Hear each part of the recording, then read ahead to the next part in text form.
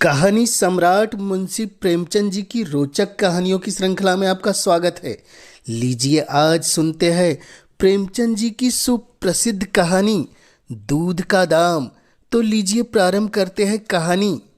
अब बड़े बड़े शहरों में दाइया, नर्सें और लेडी डॉक्टर सभी पैदा हो गई है, लेकिन देहातों में जच्चे खानों पर अभी तक भंगीनों का ही प्रभुत्व है और निकट भविष्य में इसमें कोई तब्दीली होने की आशा नहीं।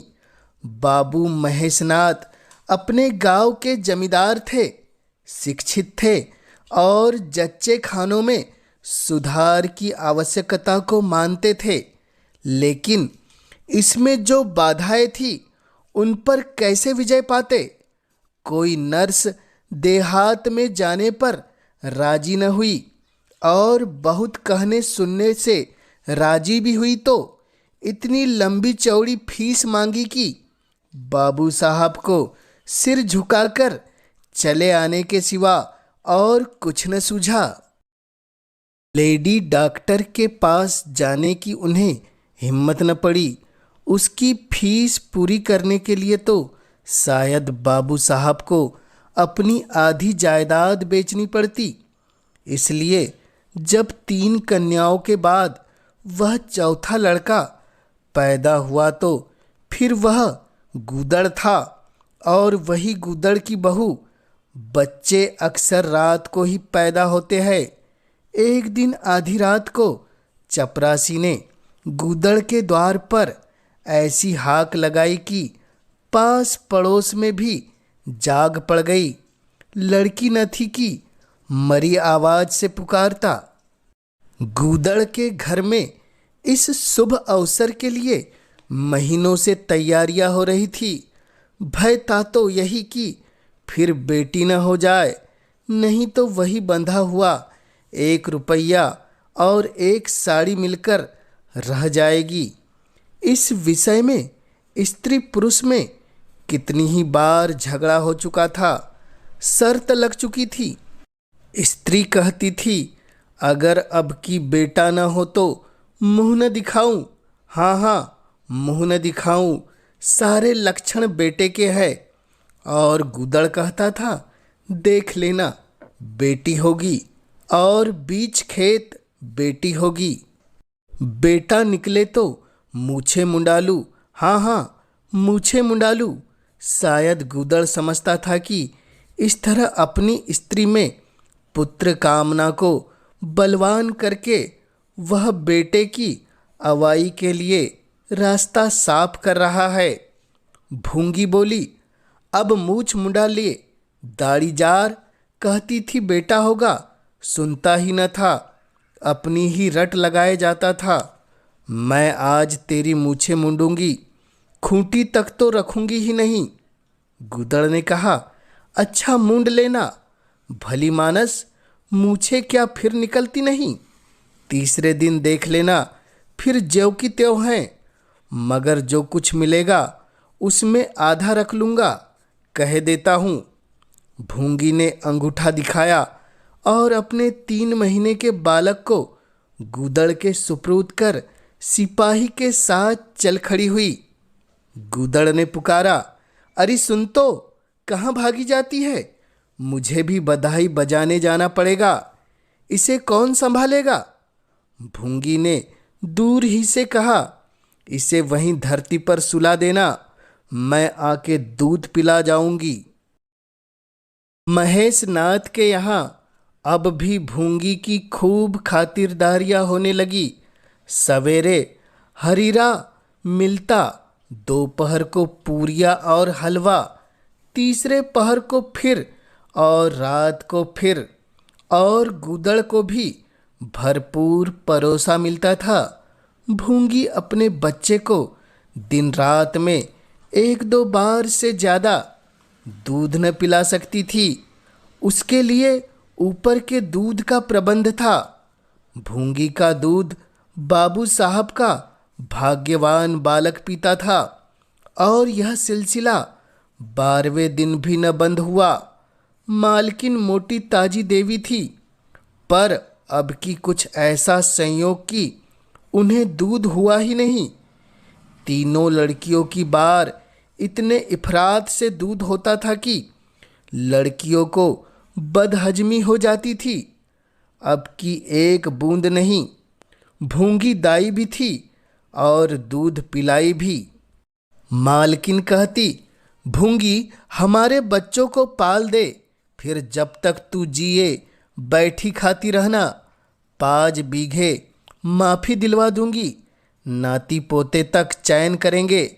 और भूंगी का लाडला ऊपर का दूध हजम न कर सकने के कारण बार बार उल्टी करता और दिन दिन दुबला होता जाता था। भूंगी कहती, बहू जी मुंडन में चूड़े लूंगी, कह देती हूँ। बहू जी उत्तर देती, हाँ हाँ चूड़े लेना। भाई धमकाती क्यों है, चांदी के लेगी या सोने के? वाह बहू जी, चांदी के चूड़े पहन के किसे मुंह दिखाऊंगी और किसकी हंसी होगी? अच्छा सोने के लेना भाई, कह तो दिया। और ब्याह में कंठा लूंगी। और चौधरी गूदड़ के लिए हाथों के तोड़े, वह भी लेना। भगवान वह दिन तो दिखावे। घर में मालकिन के बाद भूंगी का राज्य था। महरिया महाराजिन नौकर चाकर सब उसका रोब मानते थे। यहाँ तक कि खुद बहू जी भी उससे दब जाती थी। एक बार तो उसने महेशनाथ को भी डांटा था। हंसकर टाल गए। बात चली थी भंगियों की।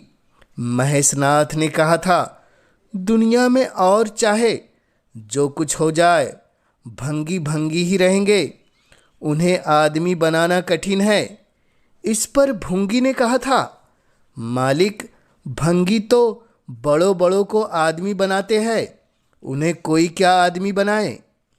यह गुस्ताखी करके किसी दूसरे अवसर पर भला भूंगी के सिर के बाल बच सकते थे, लेकिन आज बाबू साहब ठहाका लगाकर हंसे और बोले, भूंगी बात बड़े पते की कहती है। भूंगी का शासनकाल साल भर से आगे न चल सका। देवताओं ने बालक के भंगीन का दूध पीने पर आपत्ति की। मोटेराम शास्त्री तो प्रायश्चित का प्रस्ताव कर बैठे। दूध तो छुड़ा दिया गया, लेकिन प्रायश्चित की बात हंसी में उड़ गई।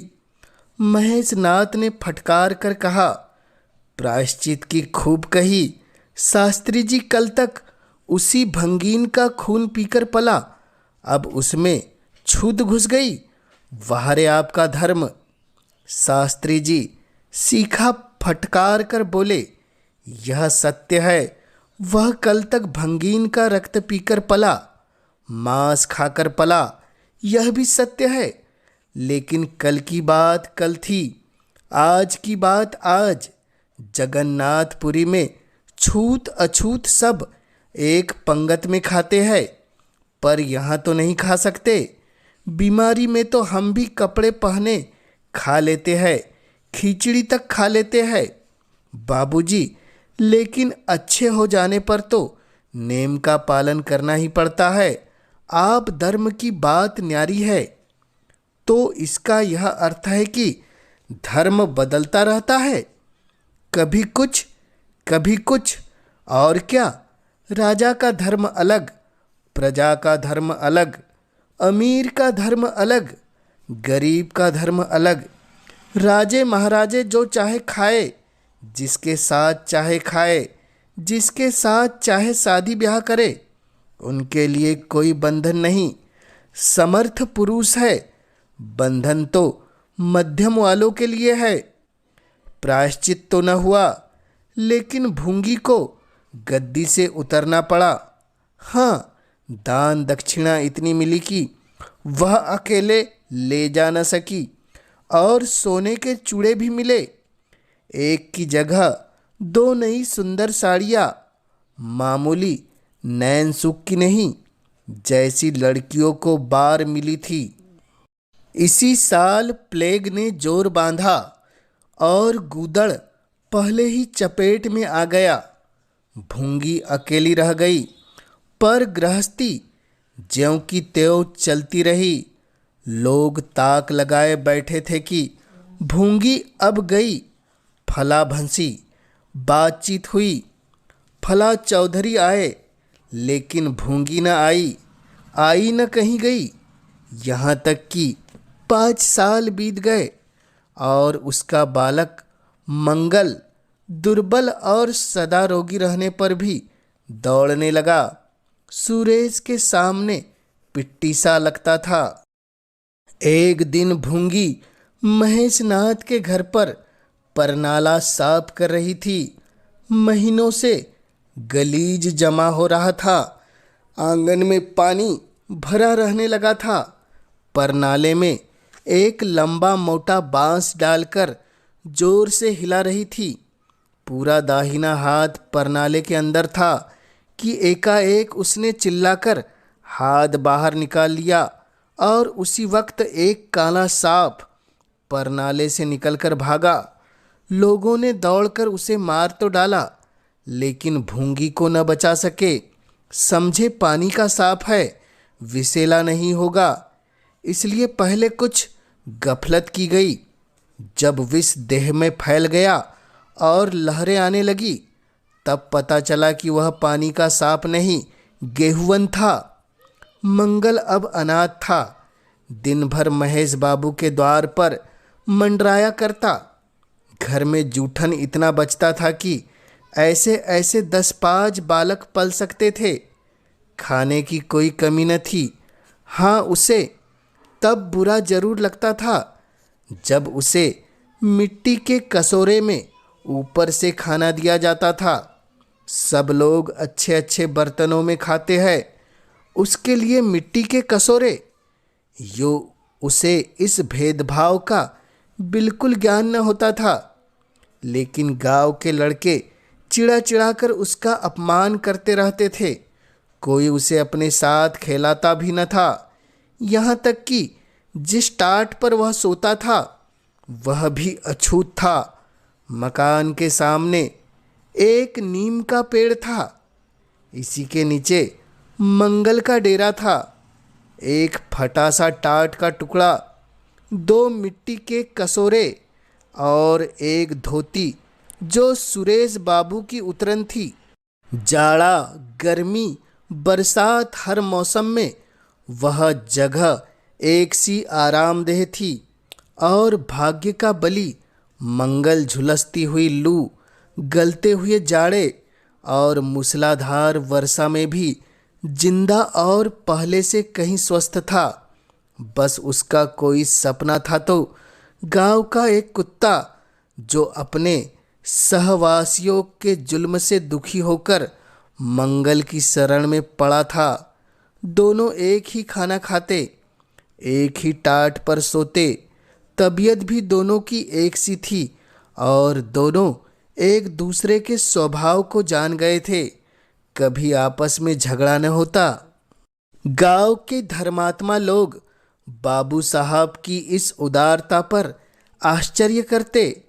ठीक द्वार के सामने 50 हाथ भी न होगा मंगल का पड़ा रहना उन्हें 16 आने धर्म विरुद्ध जान पड़ता। छी, यही हाल रहा तो थोड़े दिनों में धर्म का अंत ही समझो। भंगी को भी भगवान ने ही रचा है, यह हम भी जानते हैं। उसके साथ हमें किसी तरह का अन्याय नहीं करना चाहिए।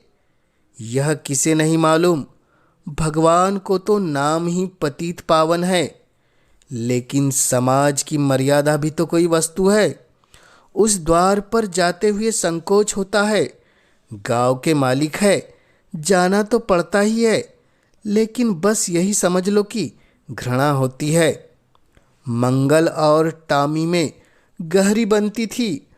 मंगल कहता, देखो भाई टामी, जरा और खिसक कर सो। आखिर मैं कहाँ लेटूं? सारा टाट तो तुमने घेर लिया। टामी कूकू करता, दुम हिलाता और खिसक जाने के बदले और ऊपर चढ़ जाता एवं मंगल का मुंह चाटने लगता। शाम को वह एक बार रोज अपना घर देखने और थोड़ी देर रोने जाता। पहले साल फूस का छप्पर गिर पड़ा, दूसरे साल एक दीवार गिरी और अब केवल आधी आधी दीवारें खड़ी थी जिनका ऊपरी भाग नोकदार हो गया था। यही उसे स्नेह की संपत्ति मिली थी। वही स्मृति, वही आकर्षण, वही प्यार उसे एक बार उस उजड़ में खींच ले जाता था और टॉमी सदैव उसके साथ होता था।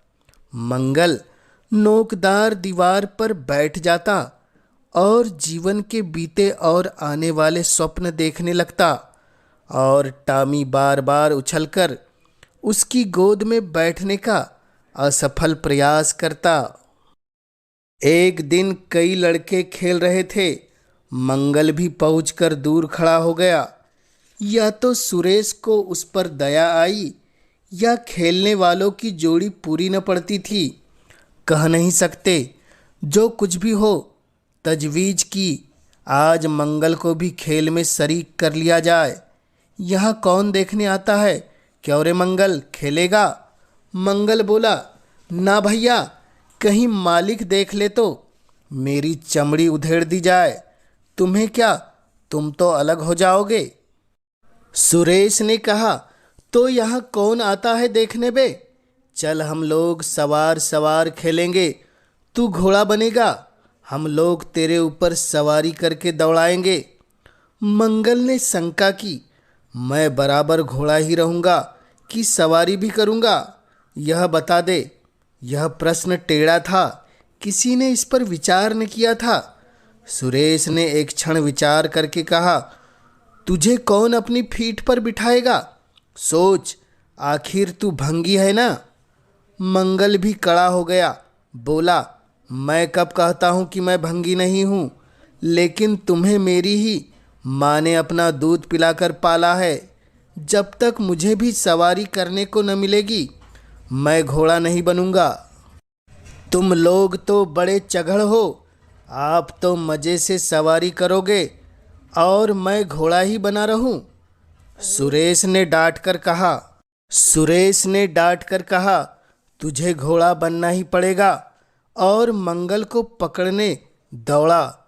मंगल भागा, सुरेश ने दौड़ाया। मंगल ने कदम और तेज किया।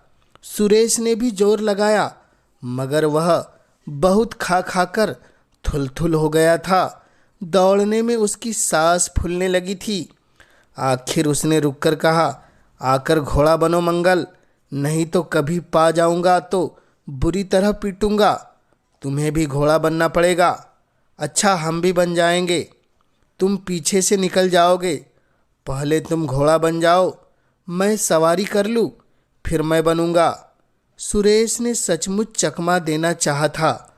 मंगल का यह मुतालबा सुनकर साथियों से बोला, देखते हो इसकी बदमाशी भंगी है ना। तीनों ने मंगल को घेर लिया और उसे जबरदस्ती घोड़ा बना दिया। सुरेश ने चटपट उसकी पीठ पर आसन जमा लिया और टिक टिक करके बोला, चल घोड़े चल। मंगल कुछ देर तक तो चला, लेकिन उस बोझ से उसकी कमर टूटी जाती थी। उसने धीरे से पीठ सिकोड़ी और सुरेश की रान के नीचे से सरक गया। सुरेश महोदय लद से गिर पड़े और भोंपू बजाने लगे। माँ ने सुना सुरेश कहीं रो रहा है। सुरेश कहीं रोए तो उनके तेज कानों में जरूर भनक पड़ जाती थी और उसका रोना भी बिल्कुल निराला होता था, जैसे छोटे लाइन के इंजन की आवाज़। महरी से बोली, देख तो सुरेश कहीं रो रहा है, पूछ तो किसने मारा है। इतने में सुरेश खुद आंखें मलता हुआ आया। उसे जब रोने का अवसर मिलता था तो माँ के पास फरियाद लेकर जरूर आता था। माँ मिठाइयाँ या मेवे देकर आंसू पोंछ देती थी। आप थे तो 8 साल के मगर थे बिल्कुल गावदी। हद से ज़्यादा प्यार ने उसकी बुद्धि के साथ वही किया था जो हद से ज़्यादा भोजन ने उसकी देह के साथ। माँ ने पूछा, क्यों रोता है सुरेश? किसने मारा? सुरेश ने रोकर कहा, मंगल ने छू दिया। माँ को विश्वास न आया। मंगल इतना निरीह था कि उसने किसी तरह की शरारत की शंका न होती थी, लेकिन जब सुरेश कस्में खाने लगा तो विश्वास करना लाजिम हो गया। मंगल को बुलाकर डांटा, क्यों रे मंगल, अब तुझे बदमाशी सूझने लगी? मैंने तुझसे कहा था सुरेश को कभी मत छूना, याद है कि नहीं? बोल। मंगल ने दबी आवाज से कहा, याद क्यों नहीं है? तो फिर तूने उसे क्यों छुआ? मैंने नहीं छुआ। तूने नहीं छुआ तो वह रोता क्यों था? गिर पड़े, इससे रोने लगा। चोरी और सीना जोरी? देवी जी दांत पीसकर रह गई। मारती तो उसी दम स्नान करना पड़ता, छड़ी तो हाथ में लेनी ही पड़ती, और छूत का विद्युत प्रवाह इस छड़ी के रास्ते उनकी देह में पैवस्त हो जाता। इसलिए जहाँ तक गालियाँ दे सकी दी और हुक्म दिया कि अभी अभी यहाँ से निकल जा। फिर जो इस द्वार पर तेरी सूरत नजर आई तो खून ही पी जाऊंगी। मुफ्त की रोटियां खा खा कर शरारत सूझती है आदि। मंगल में गैरत तो क्या थी, हाँ डर था। चुपके से अपने सकोरे उठाए, टाट का टुकड़ा बगल में दबाया, धोती कंधी पर रखी और रोता हुआ वहाँ से चल पड़ा। अब वह यहाँ कभी ना आएगा। यही तो होगा कि भूखों मर जाएगा। क्या हरज है, इस तरह जीने से फायदा ही क्या? गांव में उसके लिए और कहाँ ठिकाना था। भंगी को कौन पनाह देता? उसी खंडर की ओर चला जहाँ भले दिनों की स्मृतियाँ उसके आंसू पहुँच सकती थी, और खूब फूट फूट कर रोया। उस क्षण टामी भी उसे ढूंढता हुआ पहुँचा और दोनों फिर अपनी व्यथा भूल गए। लेकिन जैसे जैसे दिन का प्रकाश क्षीण होता जाता था, मंगल की ग्लानि भी क्षीण होती जाती थी। बचपन को बेचैन करने वाली भूख देह का रक्त पी पी कर और भी बलवान होती जाती थी। आंखें बार बार कसोरों की ओर उठ जाती। वहाँ अब तक सुरेश की जूठी मिठाइयाँ मिल गई होती, यहाँ क्या धूल फांके? उसने टामी से सलाह की, खाओगे क्या टामी? मैं तो भूखा लेटा रहूँगा। टामी ने कूकू करके शायद कहा, इस तरह का अपमान तो जिंदगी भर सहना है। यूँ हिम्मत हारोगे तो कैसे काम चलेगा? मुझे देखो ना, कभी किसी ने डंडा मारा? चिल्ला उठा। फिर जरा देर बाद दुम हिलाया हुआ उसके पास जा पहुँचा। हम तुम दोनों इसलिए बने हैं भाई। मंगल ने कहा, तो तुम जाओ, जो कुछ मिले खा लो, मेरी परवाह न करो। टामी ने अपनी स्वान भाषा में कहा, अकेला नहीं जाता, तुम्हें साथ लेकर चलूँगा। मैं नहीं जाता तो मैं भी नहीं जाता। भूखों मर जाओगे तो क्या तुम जीते रहोगे? मेरा कौन बैठा है जो रोएगा? यहाँ भी वही हाल है भाई। कुंवार में जिस कुतिया से प्रेम किया था उसने बेवफाई की और अब कल्लू के साथ है। खैरियत यही है कि अपने बच्चे लेती गई, नहीं तो मेरी जान गाड़े में पड़ जाती। 5-5 बच्चों को कौन पालता? एक क्षण के बाद भूख ने एक दूसरी युक्ति सोच निकाली। मालकिन हमें खोज रही होगी क्या टामी? और क्या बाबूजी और सुरेश खा चुके होंगे। कहार ने उनकी थाली से जूठन निकाल लिया होगा और हमें पुकार रहा होगा। बाबूजी और सुरेश दोनों की थालियों में घी खूब रहता है, और वह मीठी मीठी चीज़, हाँ मलाई, सबका सब घूरे पर डाल दिया जाएगा। देखे हमें खोजने कोई आता है? खोजने कौन आएगा? क्या कोई पुरोहित हो? एक बार मंगल मंगल होगा और बस थाली परनाले में उड़ेल दी जाएगी। अच्छा तो चलो चले, मगर मैं छिपा रहूँगा। अगर किसी ने मेरा नाम लेकर न पुकारा तो मैं लौट जाऊँ। यह समझ लो। दोनों वहाँ से निकले और आकर महेशनाथ के द्वार पर अंधेरे में दबक कर खड़े हो गए। मगर टॉमी को सब्र कहाँ। वह धीरे से अंदर घुस गया। देखा महेशनाथ और सुरेश थाली पर बैठ गए हैं। बरोठे में धीरे से बैठ गया, मगर डर रहा था कि कोई डंडा न मार दे। नौकर में बातचीत हो रही थी। एक ने कहा, आज मंगलवा नहीं दिखाई देता। मालकिन ने डांटा था, इससे भागा है शायद। दूसरे ने जवाब दिया, अच्छा हुआ निकाल दिया गया, सवेरे सवेरे भंगी का मुंह देखना पड़ता था। मंगल और अंधेरे में खिसक गया। आशा गहरे जल में डूब गई। महेशनाथ थाली से उठ गए। नौकर हाथ धुला रहा है। अब हुक्का पिएंगे और सोएंगे। सुरेश अपनी माँ के पास बैठा। कोई कहानी सुनता सुनता सो जाएगा। गरीब मंगल की किसे चिंता है। इतनी देर हो गई, किसी ने भूल से भी नहीं पुकारा। कुछ देर तक वह निराश वहाँ खड़ा रहा। फिर एक लंबी सांस खींचकर जाना ही चाहता था कि कहार पत्थल में थाली का जूठन लेकर नजर आया। मंगल अंधेरे से निकलकर प्रकाश में गया। अब मन को कैसे रोके। कहार ने कहा, अरे तू यहाँ था। हमने समझा कि कहीं चला गया, ले खा ले, मैं फेंकने ले जा रहा था। मंगल ने दीनता से कहा, मैं तो बड़ी देर से यहाँ खड़ा था, तो बोला क्यों नहीं। मारे डर के, अच्छा ले खा ले।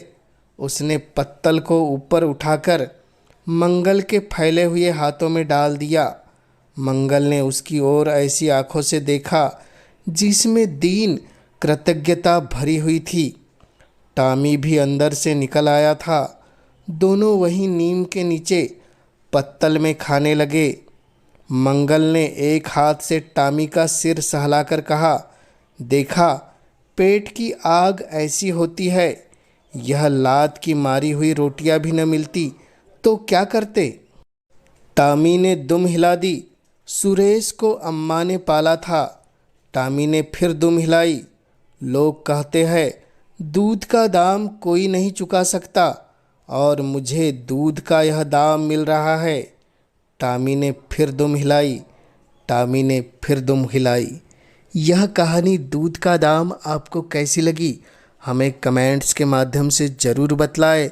और इस चैनल पर पहली बार आपने दी है दस्तक तो इस चैनल को ज़रूर कर दे सब्सक्राइब, ताकि आप तक ऐसे रोचक कहानियाँ और किस्से सबसे पहले पहुँच सके। इस चैनल में इस कहानी के माध्यम से जुड़े रहने के लिए आपका पूरे दिल से धन्यवाद।